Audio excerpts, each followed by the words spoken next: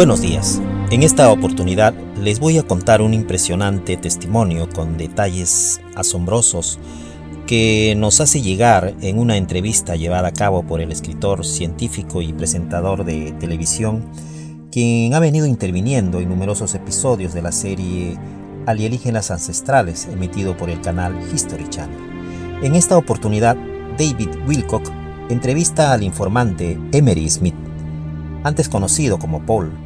Este personaje narra las experiencias que tuvo cuando le tocó trabajar en las instalaciones secretas en las profundidades de una base de la Fuerza Aérea de Kirtland, Estados Unidos, ubicado en el cuadrante suroeste del área urbana de Albuquerque, Nuevo México. Él y otros miembros fueron reclutados para trabajar ahí. Narra que durante su estadía fueron rastreados a través de un brazalete especializado que debían usar siempre que estuvieran en ese lugar. Había reglas rígidas a las que él y sus compañeros de trabajo estaban obligados debido a ciertos acuerdos contractuales. Este brazalete, junto con la vigilancia de sus vidas las 24 horas, garantizaba que no se violara este contrato. Este fue obviamente un laboratorio altamente especializado, con conexiones a numerosos proyectos oscuros, financiados con cantidades significativas de fondos secretos. Esto les permitió utilizar el equipo más avanzado en tecnología, el cual está oculto al resto de la población mundial. En su rutina diaria de trabajo, usó una variedad muy interesante de aparatos similares a iPods de vidrio, flexibles, y otras herramientas médicas que ayudaron en su trabajo inusual. Ha informado que estudió un poco más de 3.000 especies diferentes de origen extraterrestre. También ha reportado haber visto híbridos animales. Esto significa que es probable que haya un número significativo de seres, muchos de ellos inofensivos e inocentes, que están siendo contenidos cruelmente en estas instalaciones, en contra de su voluntad, y es probable que estén siendo torturados a través de estos experimentos y estudios. Emery narra que su trabajo consistía en hacer exámenes biológicos a partes pequeñas y precisas de seres muy extraños. Inicialmente solo le traían tejidos muy pequeños, para luego de un tiempo pasar a examinar partes más grandes hasta llegar a miembros completos. Luego de mucho tiempo recién pudo ver cuerpos parciales. Emery nos narra que cuando le llegó su oportunidad de ver por fin a uno de estos seres casi completos, fue a un espécimen híbrido entre humano y tigre. En otra oportunidad le trajeron otro similar, pero en esta oportunidad su piel era muy suave, similar a la de un leopardo, pero iridiscente, con colores muy intensos, como las que tienen algunas aves en el Amazonas o el pavo real. Emery nos narra que este ser tenía una estatura de 1,60 m aproximadamente, y su contextura era algo delgada. Luego de diseccionar los tejidos que le ordenaron retirar, él los pasaba a otro equipo de científicos que él suponía que eran de más alto rango y conocimiento científico. Dice que estos tenían la misión de investigar las propiedades fantásticas que podrían tener estas células para múltiples fines, incluso para ser utilizados en el mundo militar y la fabricación de superarmas. Emery también nos cuenta que en una oportunidad estaba trabajando con un ser de color rojo muy intenso. Lo increíble es que este ser parecía ser hecho de gelatina y hasta era translúcido. En eso le pidieron dejar lo que estaba haciendo y lo condujeron por una área que él nunca había estado antes. Dice que eran unos pasadizos de color blanco, muy relucientes y limpios, hasta llegar a abordar un tubo de levitación magnética, similar a una cápsula transportadora, pero de gran velocidad. Al llegar pudo observar un amplio hangar muy moderno, y en donde había muchas personas. Él suponía que eran científicos al igual que él, pero que trabajaban todos en un absoluto silencio. Y ahí estaba una gran nave, suspendida como a 3 metros del suelo. Y como él mismo lo dice, este objeto tenía el color rojo más hermoso que había visto en toda su vida. Esta nave era muy brillosa, transparente, y no emitía ningún tipo de luz, ni ruido alguno. Además, no se le observaba ningún tipo de uniones, escrituras, símbolos, y no se le apreciaba ningún tipo de ventana o algún componente externo separado de la estructura. Todo era un solo objeto, muy liso. Emery nos dice que al tocarlo se sentía como esponjoso, hasta sentir una segunda capa, que sí era sólida.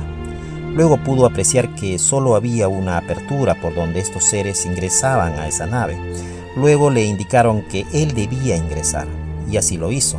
Emery narra que por dentro esa nave era muy similar a lo que se veía por fuera, todo de aspecto gelatinoso a la vista. Pero cuando él lo tocaba tenía una consistencia sólida. Le pidieron seccionar una pequeña parte de algún lugar indicado, y lo que le sorprendió fuertemente fue que era de la misma consistencia del ser rojo al que estaba estudiando antes de hacerlo ir a ese lugar. También nos cuenta que al momento de hacer el corte con un dispositivo de algún tipo de tecnología muy avanzada, pudo darse cuenta que era como cortar carne humana, que tenía esa misma consistencia. Era como diseccionar a un ser vivo, pero era una nave. Luego de 2 horas de estar sacando pequeñas muestras de esta extraña nave, lo regresaron de nuevo a donde estaba el tripulante de esa nave, al que estaba estudiando. Este ser medía como 1,5 metros más o menos. Su cabeza tenía una forma como de lágrima, y al igual que una almendra llevaba una protuberancia que le cruzaba todo el cráneo. Su piel era muy brillosa y de textura similar a la piel humana. Sus ojos eran muy extraños y de color blanco. Sus manos eran muy similares a la de los humanos, ya que contaba con 5 dedos, bastante delgados y un 30% más alargados.